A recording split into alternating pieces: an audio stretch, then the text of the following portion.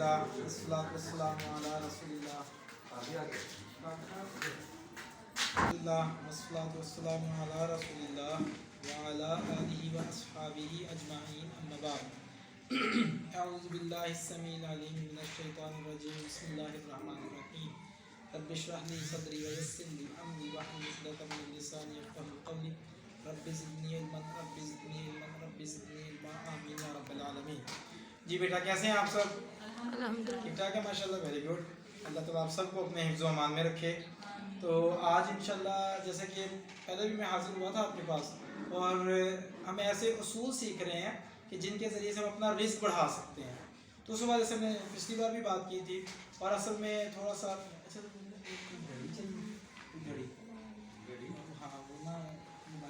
عرض کیا تھا ایک مثال سے ہم سمجھتے ہیں چیز کو، کہ جیسے فرض کریں کہ یہ ایک بال پین ہے، ہمارے پاس یہ ایک پینسل ہے، اگر اسے میں چھوڑتا ہوں تو یہ نیچے گرتی ہے، چاہے میں پاکستان میں ہوں یا انڈیا میں ہوں یا امریکہ میں ہوں، جہاں بھی ہوں گا یہ نیچے گرے گی، ایسے ہی ہے نا؟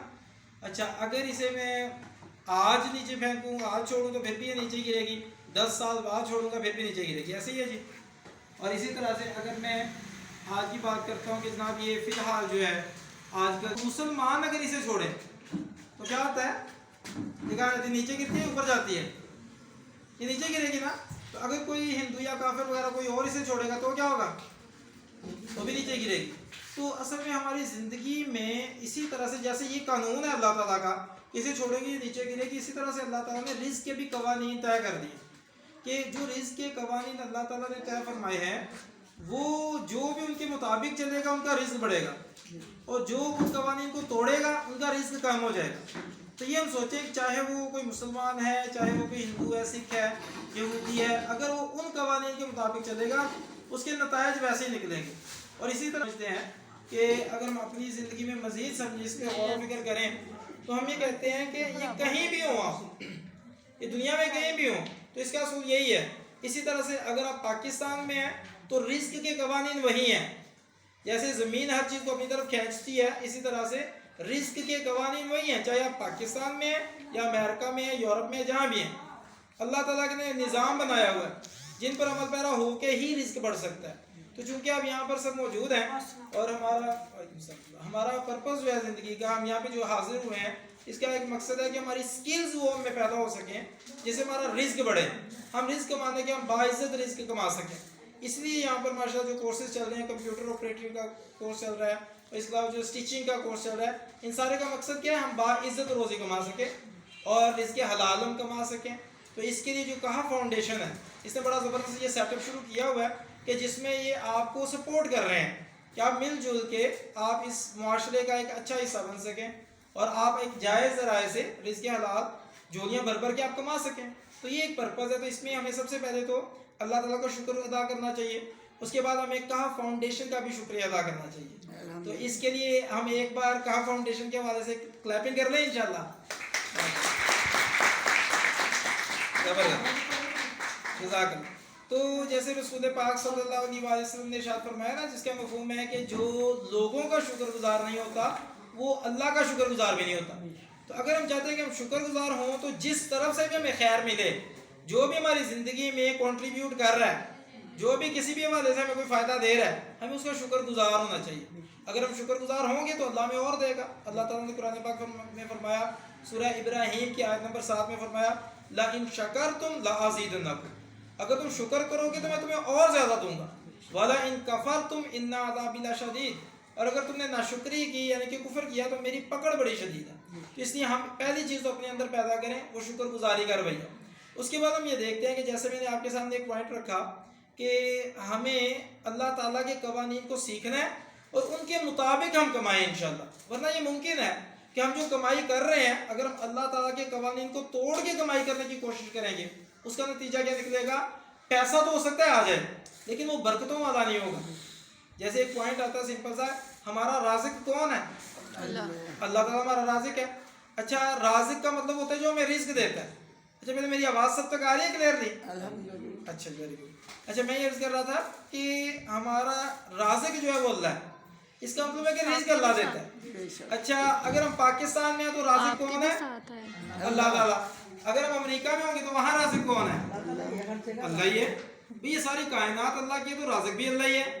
جب یہ ہم سمجھ لیتے ہیں تو پھر ہمیں پاکستان چھوڑ کے کہیں اور جانے کی ضرورت کیوں پیش آتی ہے؟ رزق وہاں بھی اللہ نہیں دے رہا ہے اور یہاں بھی اللہ نہیں دے رہا ہے, اور اللہ یہاں بھی بہت سارے لوگوں کو بے حساب دے رہا ہے اور جائز ذرائع سے برکتوں والا رزق اللہ بے حساب دے رہا ہے اور وہاں بھی دے رہا ہے. تو اگر ہم نے رزق کی بات کرنی ہے تو رزق میں ہر وہ چیز آ جاتی ہے جو ہمیں فائدہ دیتی ہے.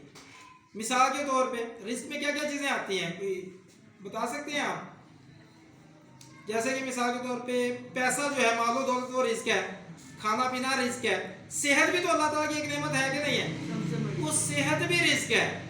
ہدایت ہمیں مل جائے, وہ جو ہدایت ہے وہ بھی اللہ تعالیٰ کی طرف سے ہمارے لیے کیا ہے؟ رزق ہے. اور اسی طرح علم کیا ہے؟ رزق ہے. اسی طرح سے جو بھی اگر ہم ایک گھر میں رہتے ہیں تو وہ گھر میں رہنا, جو ہم گھر میں رہ رہے ہیں, چاہے وہ رینٹ کا ہے یا اپنا ہے, جیسا بھی ہے وہ ایک رزق ہے. رزق کی ایک شکل ہے. اگر اللہ تعالیٰ نے ہمیں کسی سواری سے نوازا ہوا ہے, ہمارے پاس گاڑی ہے, بائک ہے, سائیکل ہے, وہ بھی رزق ہے. تو یہ اگر ہمارے پاس وقت ہے, ہم وقت لگا سکتے ہیں اپنی زندگی کو بہتر بنانے کے, تو وہ بھی کیا ہے؟ رزق ہے. تو ہم یہ دیکھیں کہ رزق میں یہ ساری چیزیں آ جاتی ہیں. تو رزق کے حوالے سے ہم نے یہ دیکھنا ہے کہ اللہ تعالیٰ نے رزق کو بڑھانے کے اصول بتائے ہیں. اچھا, اب ایک کویسچن ہے چھوٹا سا, آپ صرف غور کیجئے گا اس پہ. کیا یہ ممکن ہے کہ دولت بڑھے لیکن رزق کم ہو جائے؟ مثال کے طور پہ یہ کیسے ممکن ہے کہ اگر ایک بندہ خدا نخواستہ کوئی چوری والا معاملہ کرتا ہے, ہو سکتا ہے وہ پیسے کو دے دے, پیسے تو وہ کما سکتا ہے, لیکن اس کا رزق کم ہوگا. کیوں؟ کیونکہ وہ رازق کی مرضی کے خلاف جا رہا ہے. اب وہ پیسہ تو اس کے پاس آ گیا, لیکن پیسہ اپنے ساتھ بہت ساری پریشانیاں, مصیبتیں لے کے آئے گا. تو وہ جو ٹینشنیں ساتھ میں لے کر آئے گا, اس کا مطلب ہے کہ رزق کم ہو گیا ہے. مزہ تو پھر تھا کہ جو پیسہ تھا ہم اسے اپنی جائز ضروریات اچھے طریقے سے پوری کرتے اور ہم سکون والی زندگی گزار سکتے, ہمیں انر سیٹسفیکشن بھی ہوتی اور ہم اللہ تعالیٰ کی مخلوق کی خدمت بھی کر پاتے. تو اگر تو یہ ہوتا ہمارا پرپس, تو پھر کیا تھا, پھر جب اور ہم اس مقصد کو پورا کر پا رہے ہیں تو اس کا مطلب ہے کہ وہ رزق جو ہے وہ واقعی ہمیں صحیح راستے کی طرف لے کے جا رہا ہے. لیکن اگر ہم غلط راستے کی طرف سے لے کر آئیں گے تو وہ رزق بھی پھر غلط راستے میں لگے گا, یعنی کہ وہ جو پیسہ آئے گا وہ غلط راستے پہ لگے گا. تو اصل میں ہمارا رزق کم ہو رہا ہوگا. دکھنے میں چاہے جتنا مرضی بڑھا لیں, اور اس کی مثال آپ کو اپنے ارد گرد ملے گی. بہت سارے لوگ ہیں جو 2 نمبریاں کرتے ہیں, لوگوں کا حق مارتے ہیں اور اس طرح سے وہ پیسہ تو بڑا کما لیتے ہیں, لیکن اگر آپ غور کریں گے پتہ چلے گا کیونکہ گھر میں ٹینشنیں ہی ٹینشنیں ہیں, ان کے بیوی بچوں میں مسائل بڑے ہیں, ان کی اپنی زندگی میں سکون نہیں ہے. رات کو پتہ نہیں کتنی جو ہے وہ گولیاں کھا کے, ٹیبلٹس کھا کے انہیں نیند آتی ہے. ٹینشنیں جو ہے ایک ٹینشن ختم نہیں ہوتی, دوسری شروع ہو جاتی ہے. یہ کب ہوتا ہے؟ جب آپ رزق کے لیے اللہ کے قوانین کو توڑنا شروع کرتے ہیں. تو اللہ سبحانہ و تعالیٰ نے جو ہمیں قوانین بتائے ہیں وہ ایسے ہی ہیں کہ جیسے میں نے آپ کے سامنے ایک مثال دی کہ یہ ہر جگہ پہ اپلیکیبل ہے. اچھا, کویسچن, ایک سوال یہاں پہ آپ کے سامنے میں رکھ رہا ہوں کہ یہاں پر ہم کورسز کر رہے ہیں, کمپیوٹر آپریٹر کا بھی کورس ہو رہا ہے, اسٹیچنگ کا بھی کورس ہو رہا ہے, انشاءاللہ فیوچر میں وہ بھی پلانز ہیں اور بھی کورسز شروع کرنے کے. تو اگر ہم یہ سکل تو ہمارے پاس آ جائے, لیکن وہ جو اللہ تعالیٰ نے ہمیں قوانین سکھائے ہیں رزق بڑھانے کے, ہم ان قوانین کو توڑ رہے ہوں, رزق آ گیا لیکن قوانین ٹوٹ رہے ہیں, تو اس کا نتیجہ کیا نکلے گا کہ ہو سکتا ہے پیسہ آ جائے سکل کی وجہ سے, لیکن وہ ساتھ ہی ساتھ جو ہے, یہ اس کی مثال چھوٹی سی ہے. یہ اگر فار ایگزامپل ایک بوتل ہے میرے پاس پانی والی بوتل ہے, اسے نیچے سے اگر کاٹ دیا جائے تو اوپر سے ہم اسے بھرنا شروع کر دیں, تو مجھے بتائیے کبھی بھر پائے گی؟ تو سارا ضائع ہوتا جائے گا.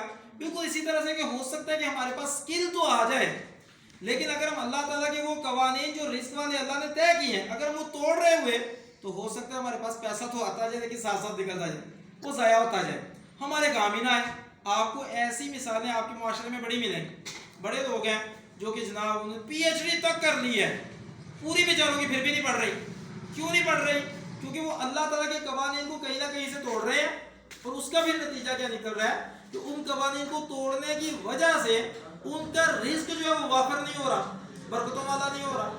اور اس کے علاوہ آپ اپنے ارد گرد دیکھیں, آپ کو کئی پڑھے لکھے ایسے ملیں گے, پڑھے لکھے ویلے پھر رہے ہیں, جبکہ جو ان پڑھ ہیں وہ زیادہ کما رہے ہیں. ایسی مثالیں ہیں ہمارے ارد گرد. وہ جو ان پڑھ ہیں بعض اوقات انہوں نے وہ قوانین کہیں نہ کہیں سے سیکھ لیے ہوتے ہیں. اللہ تعالیٰ نے جو رزق کے قوانین طے کیے ہیں وہ انہوں نے سیکھ لیے ہوتے ہیں, لیکن وہ جو پڑھا لکھا ہے وہ बेचारा उन कवानीन को तोड़ रहा होता है, उसे पता ही नहीं है कि वो क्या है।